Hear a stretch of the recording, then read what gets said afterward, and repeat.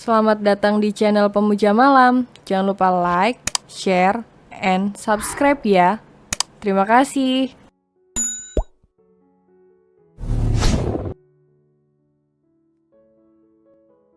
Chapter 27, Cinderella dalam balutan kimono. Ruby tahu hanya dengan itu suaminya tak lagi kesal dengan semua yang menimpa mereka. Dewa, aku mau itu. Ruby merengek seperti dulu. Dewa langsung menatap wajah istrinya. Dia begitu tak percaya dengan ucapan yang baru keluar dari bibir ranum wanita yang kini ikut bertelanjang dada juga. Kamu yang minta ya? Dewa langsung mencium bibir dingin istrinya, seketika kehangatan langsung menjalar ke seluruh tubuh keduanya. Dengan beralaskan selimut yang mereka temukan tadi, Ruby merebahkan tubuhnya di atas sana. Sedangkan Dewa mulai menciuminya mulai dari wajah leher, telinga hingga ke dada Ruby. Lenguhan yang keluar dari mulut Ruby semakin memancing birahi sang suami. Dan entah sejak kapan sudah tak ada lagi sehelai kain pun yang menutupi tubuh keduanya. Rasa dingin yang mereka rasakan beberapa saat lalu langsung berganti dengan kehangatan yang menjalar di setiap aliran darah. Saat mereka mulai menyatu dengan gerakan yang seirama. Suara decitan lantai yang terbuat dari kayu itu menjadi saksi. Mereka benar-benar pandai memanaskan suasana dingin yang tercipta dari badai salju yang sedang menghantam daratan Hokkaido. Apapun caranya, bagaimanapun alasannya dan dimanapun tempatnya, yang penting acara bulan madu mereka tidak terlewatkan dengan sia-sia. Kejadian semalam membuat harga diri seorang dewa jatuh sejauh-jauhnya. Dia benar-benar malu jika mengingat kejadian panas di dalam gudang semalam. Memalukan, bulan madu ala sultan yang kubuat harus turun derajat gara-gara badai semalam. Kita mau kemana? Tanya Ruby melihat suaminya sedang mengepak pakaian mereka. Pergi jauh-jauh dari sini. Bulan maduku turun pamor gara-gara kita main di gudang. Dewa berbicara begitu ketus. Ruby hanya bisa memutar bola matanya, tubuhnya pun pegal-pegal karena pertempuran di gudang semalam. Terus kita mau kemana sekarang? Ruby masih betah bermalas-malasan di atas ranjang mereka. Tokyo. Jawab Dewa dengan semangat. Karena kalaupun kita terjebak badai lagi, kita tidak akan terkurung di dalam gudang. Di Tokyo tak ada gudang ubi seperti di sini. Ruby cekikikan melihat wajah kesal suaminya. Karena sebenarnya Ruby tidak begitu peduli dengan pengalaman yang cukup ekstrem semalam. Selama dia bersama Dewa, apapun yang terjadi dia tak peduli. Ayo cepat siap-siap. Ujar Dewa saat melihat istrinya masih betah bersembunyi di balik selimutnya. Kalau aku tidak mau? Godanya. Dewa mengalihkan pandangannya dari tumpukan pakaian ke arah sang istri yang sedang menggodanya. Akan kupaksa. Dewa menyibakkan selimut yang menutupi tubuh polos sang istri kemudian menarik kaki istrinya dari ranjang. Jangan menggodaku terus, anak nakal. Dia membawa tubuh polos istrinya menuju kamar mandi. Kamu gak mau mandiin aku? Teriak Ruby saat Dewa meninggalkannya di kamar mandi. Tak ada waktu. Jawab Dewa yang kembali berkutat dengan gadgetnya untuk memesan tiket pesawat mereka menuju Tokyo. Bulan madu ini seperti sebuah perjalanan karya wisata bagi Ruby yang memang jarang sekali jalan-jalan selama hidupnya dulu. Dewa membukakan matanya dengan berbagai hal yang menakjubkan. Mulai dari saat dia memperlihatkan betapa luasnya lautan dari kapal pesiar pribadinya. Menatap keindahan daratan dari atas helikopter. Dan sekarang Dewa membawanya menunjukkan lembut dan dinginnya salju di daratan Jepang.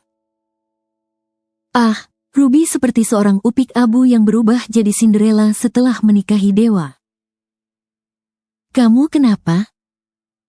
Tanya Dewa, melihat istrinya terus saja menatapnya sambil tersenyum. Kamu bikin aku seperti seorang putri. Aku suka. Dewa hanya tersenyum miring, seolah tak terpengaruh ucapan istrinya. Padahal dalam hatinya ia begitu senang bisa membuat orang yang begitu ia cintai itu senang.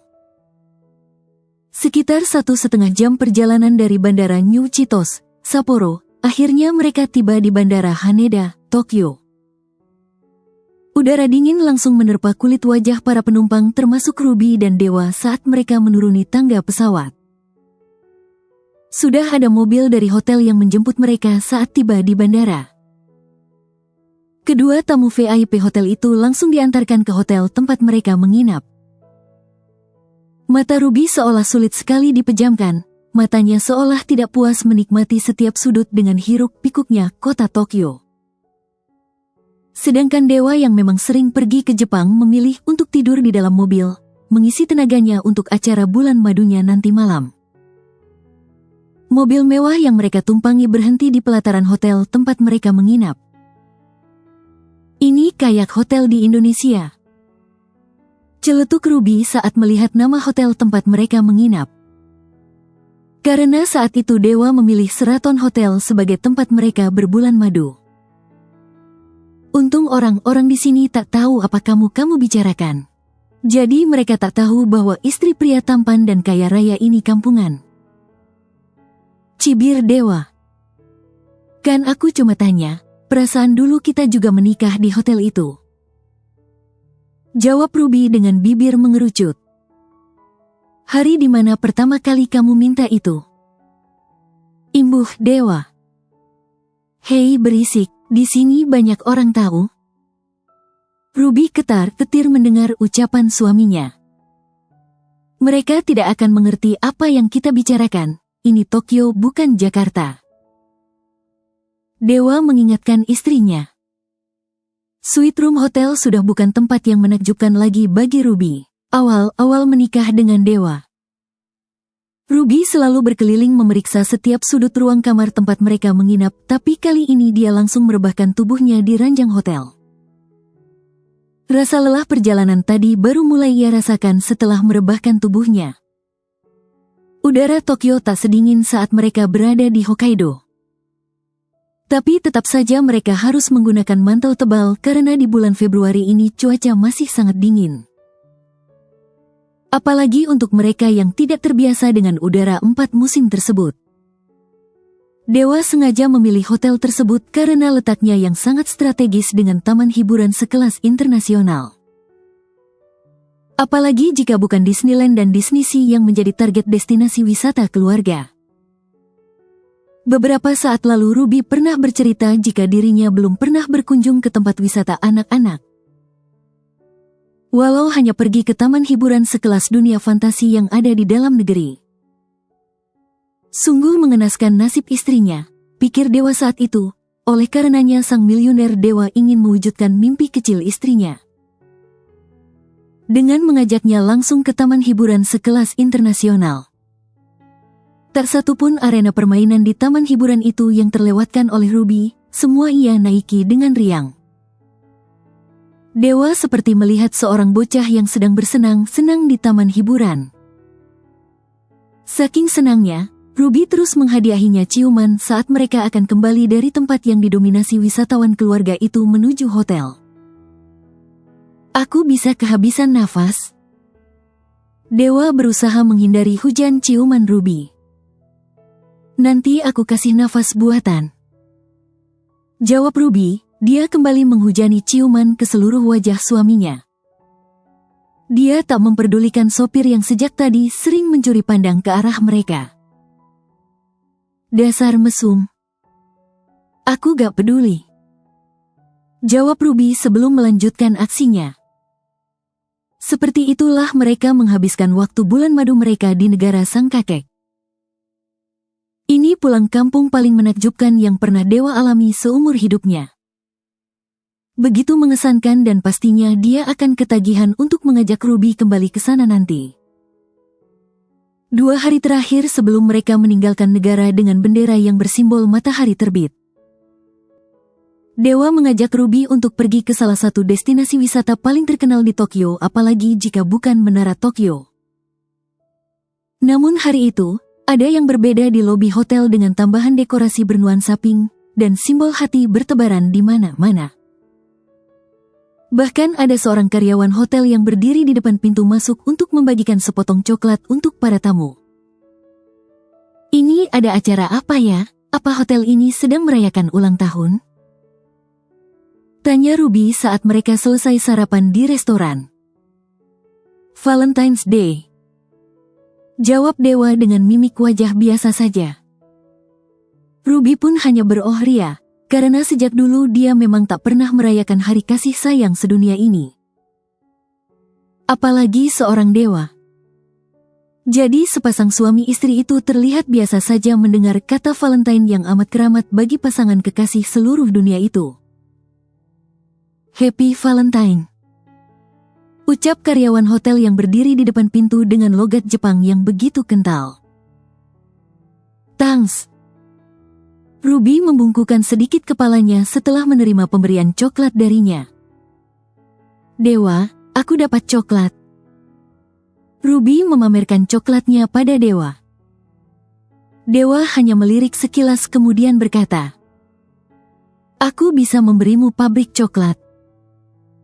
Ucapannya membuat Ruby mencibir sambil masuk ke dalam mobil yang akan mengantar mereka ke simbol kota Tokyo yang ingin mereka kunjungi. Dewa, aku mau pakai baju yang nenek pakai. Rengek Ruby saat dia melewati toko yang memajang baju tradisional Jepang. Kimono. Ruby mengangguk dengan semangat. Iya, itu namanya. Aku mau pakai itu. Boleh. Tatap Ruby penuh harap. Seperti biasa seorang dewa selalu kalah saat menatap mata bulat penuh harap itu. Mereka pun memutar mobilnya kembali ke toko yang tadi mereka lewati. Antara terpesona, kagum bercampur malu, itulah yang Dewa rasakan saat mereka tiba di tempat tujuan mereka. Hampir semua mata tertuju pada istrinya yang terlihat sangat cantik dan anggun dalam balutan kimono bercorak bunga sakura tersebut. Kenapa semua orang melihat ke arah kita? Apa mereka tidak pernah melihat orang mengenakan baju kimono ini ke sini? Ruby mulai salah tingkah.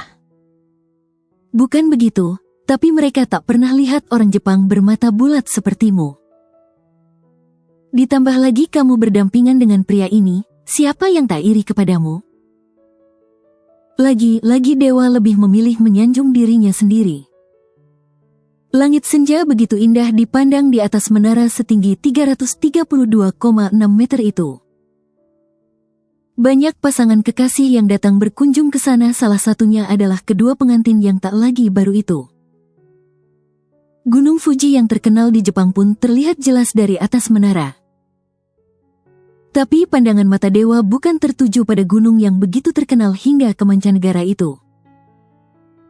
Dia terus memandang kagum pada satu-satunya wanita cantik dalam balutan kimono yang ada di sana. Sedangkan sang objek sedang mengagumi pemandangan senja kota Tokyo yang tersuguh dari atas menara. Mereka turun saat perut mereka mulai terasa lapar ketika mentari sudah tak menampakkan cahayanya. Salju. Seru Ruby dengan tersenyum lebar. Di saat semua orang memilih berteduh menghindari butiran lembut dingin yang turun di langit Tokyo, Ruby memilih menengadahkan wajahnya ke langit, seolah ingin tahu bagaimana mereka bisa turun dengan begitu elegan sampai ke bumi. Dewa, ayo kita ciuman. Sebuah permintaan yang membuat Dewa mengalihkan pandangannya ke wajah dengan rona merah di pipinya. Apa? Kalau orang-orang ciuman romantis itu di bawah menara Eiffel, aku mau ciuman romantis di bawah menara Tokyo. Ruby terlihat antusias saat mengucapkannya. Lagi-lagi Dewa selalu tak bisa menolak permintaan perempuan pertama yang menguasai jiwa dan raganya itu. Dengan gerakan lembut dia meraih tengkuk wanitanya dan melumat perlahan bibir lembut dan terasa dingin itu. Hingga membuat Ruby terbuai karena ciuman lembut suaminya.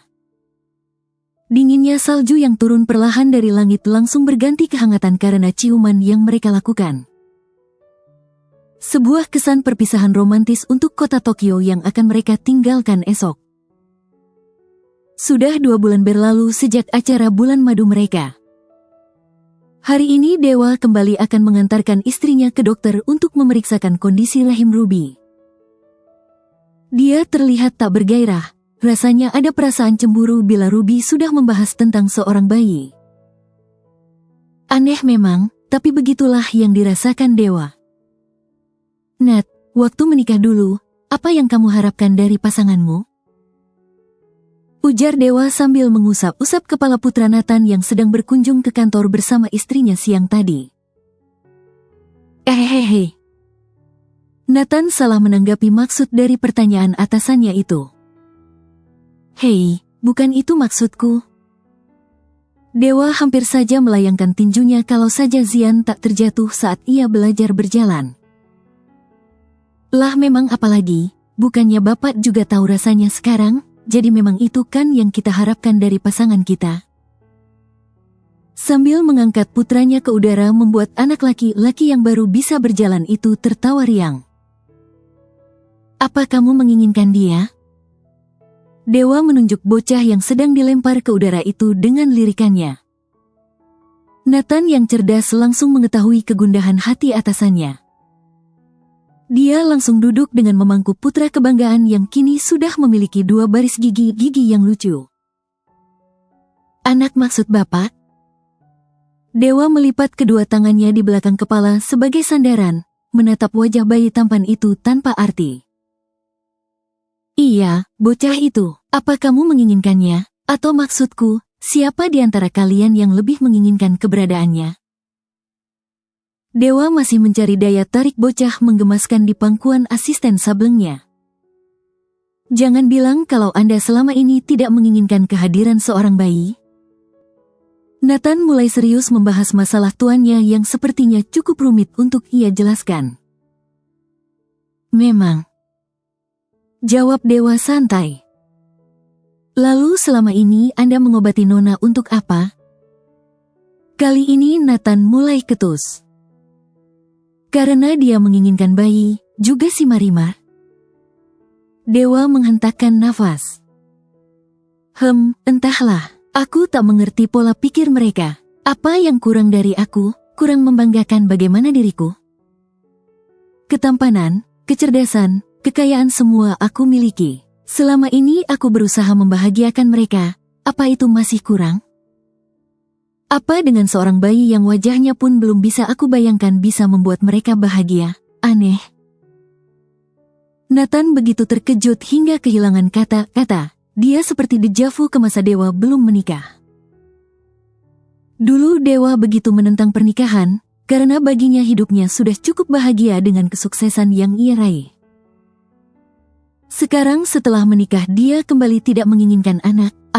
Nathan pusing dengan ocehan pria harismatik di hadapannya itu. Anak itu bisa mempererat cinta suami istri, karena mereka akan jadi penengah di saat kalian sedang berselisih paham. Aku selalu mengalah pada Ruby. Dewa memotong ucapan Nathan kemudian mematahkan pendapatnya. Oke, tapi mereka itu adalah simbol kasih kalian. Aku yakin Bapak akan sangat bersyukur jika kelak kalian dikaruniai seorang bayi yang lucu. Tutur Nathan, dia begitu hati-hati saat berbicara pada pria di hadapannya. Kalian memang primitif. Jawabnya ketus. Kebahagiaan tidak hanya didapat dari seorang bayi, banyak kebahagiaan yang bisa kalian buat sendiri, tak melulu soal anak. Apakah ada jaminan seorang anak bisa mempertahankan biduk rumah tangga setiap pasangan? Kali ini Nathan yang menghela nafas, dia lelah harus menjelaskan arti seorang anak kepada si sableng nan kaya raya itu. Seperti Anda dulu yang menganggap pernikahan itu adalah salah satu cara primitif yang belum tentu membuat Anda bahagia. Dan setelah Anda memiliki Nona, apa kebahagiaan Anda berkurang? Atau masih tetap sama seperti dulu? Ataukah bertambah banyak?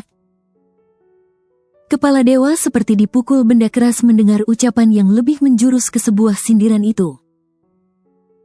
Memiliki Ruby adalah kebahagiaan terindah yang belum pernah ia rasakan sebelumnya. Kebahagiaan yang tidak bisa ia ungkapkan dengan sebuah kata.